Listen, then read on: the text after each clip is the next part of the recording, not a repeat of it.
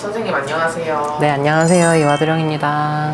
네, 선생님 오늘은 만나면 싸우는 최악의 띠 궁합 1위부터 3위까지만 뽑아주세요. 네. 이게 근데 저희가 막 무슨 사주나 뭐 이런 걸 풀어서 보는 입장이 아니기 때문에 뭐 그런 걸로 봤었을 때 다 맞지는 않을 수 있으니까 정해진 걸로. 근데 제가 통계적으로 이렇게 손님들을 상담을 하고 그랬을 때 일단 첫 번째로는 뱀띠랑 말띠를 저는 꼽을 수 있을 것 같아요.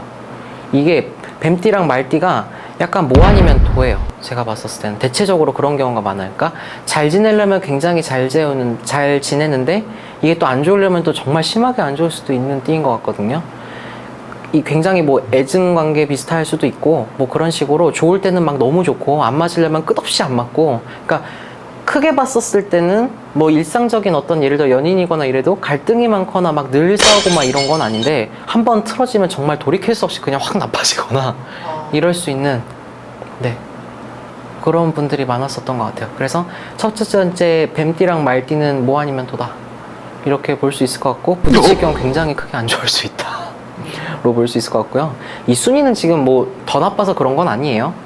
하고 두 번째는 범띠하고 원숭이띠를 저는 꼽았는데, 이 범띠랑 원숭이띠 자체가 놓고 보면 이 각자 시트 그 개성과 캐릭터도 굉장히 강하고 고집이 굉장히 강한 경우가 많거든요.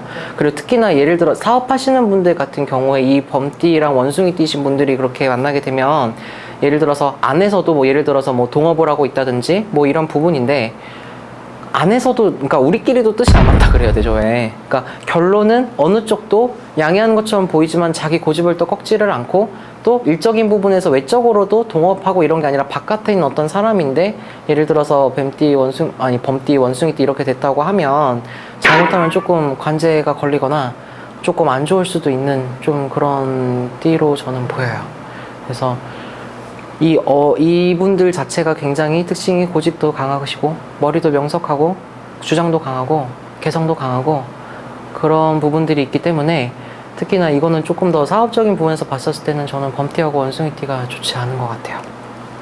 그렇게 보이고, 또 하나를 더 꼽자면 제가 봤을 때는 이 양띠하고 쥐띠 있잖아요. 그 양띠하고 쥐띠가 그 사실은 되게 좀 어떻게 보면 뭐 일반화할 수는 없지만 좀 비슷한 면도 많거든요. 비슷한 면도 많고, 그런데 이 쥐띠 양띠 같은 경우에는 예를 들어서 뭐 가족이 됐거나 연인이다라고 하면 정말 애증의 관계라고 해야 될까요?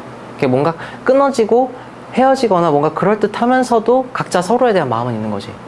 근데 이분들이 좀 마음에 뭔가를 사실 많이 담아두거나 좀 이런 성향이신 분들이 조금 많거든요.